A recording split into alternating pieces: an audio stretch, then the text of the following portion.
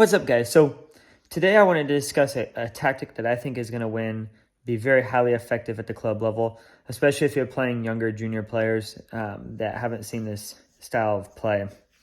And it's Takeo Suzuki playing in the 2005 Australian Open against Federer. And I mean, even then it was sort of a blast to the past at this time period. I wish it would have kept a little faster court so we still have more variety in today's game, but we'll see what happens in the future. They always change things, right?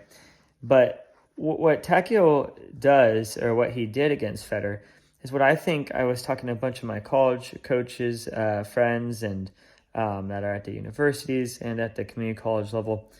And we've all come to the same conclusion, which is, all the passing shots where everyone hits amazing shots is when they get dragged out to the side. So they're hitting better and better on the run now than they are getting hit towards the middle, when the ball's getting hit towards the middle. So I don't think it's utilized enough on the approach shot to jam a player. And especially at the club player, I've noticed when you go into a player, they get tight and they pull up on the ball and it takes away their angles, as opposed to when you hit out wide, they all naturally don't think and hit an angle or down the line back. And you're like, wow, I just hit a great approach shot. What the heck? And so then players don't start coming forward. So watching Takeo Suzuki, I found I watched the whole Australian Open. I found this whole match, but I picked out some footage of him and exactly you hear the announcers talking about it, about how he was attacking the backhand and especially slicing the ball into the body on the backhand side, and he got a lot of points that way and kept that pressure on. So he went in the middle, and then after he went into the middle, into the body of Federer quite a bit, then he would go out wide just to keep Federer off balance. So it's a healthy mix between the two that he did super well, and that's why he was able to get to the net even in 2005 when everything started favoring more of the baseline players, which is why he was sort of an outlier at that time, right? And at the club level, especially I think will work, because a lot of players are used to just sitting back and waiting, and I have 10 matches coming up. I'm going to try and get them all in. We'll see. I signed up for some Flex League stuff through UTR and USTA.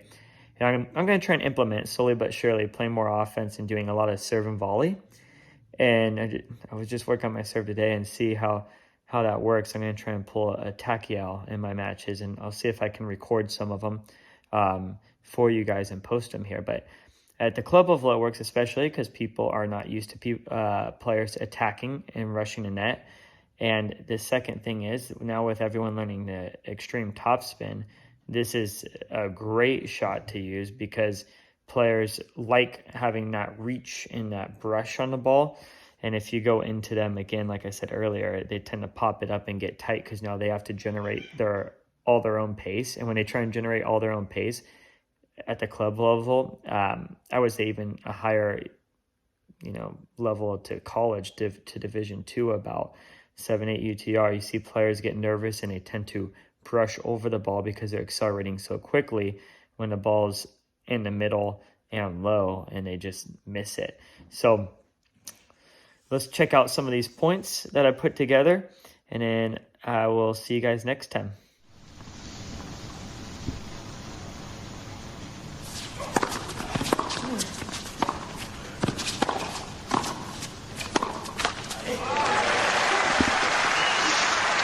Well, Suzuki's jamming him in that backhand side.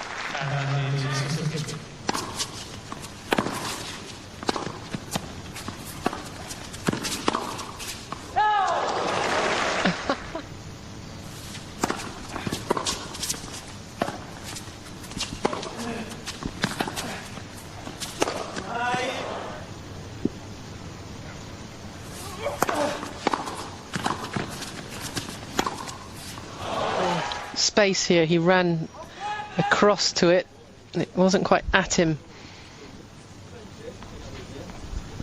It's good though, he made Federer hit the winner. Never easy under pressure when it's constantly being asked of you. It's almost like Pat Rafter. Yes.